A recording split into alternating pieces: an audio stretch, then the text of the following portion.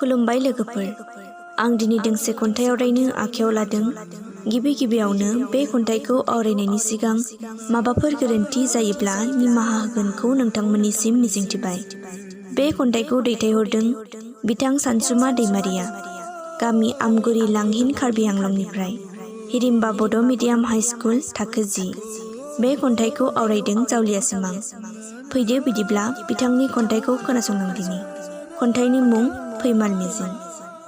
फैमाल मिजिं। जिउनि लामायाव जालांबाय गोबां गोरोन्थि, खोमाना लानांबाय आं नोंखौ, मेगनाव मोदै बोहैहोलांबाय। बुखार जाबाय नोंनि गोरबोनिफ्राय, जिउनि बेसेबांबा सानबोलावरि थालांबाय गोसो सिङाव दाहा। मोजां मोननाय आद्रा जालांबाय, बिखाया आंनि रोहो रोहो खामग्लिबाय।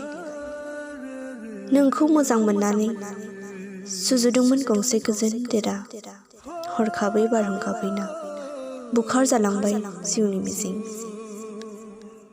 गोसोआव रिफिफैदोंमोन फारि फारि गारबोनाय बै समनि जारिमिन, फैलाव मुलुग संसाराव नाथाय फैमाल मिजिं। एसेनोसै, गोजोन्थों।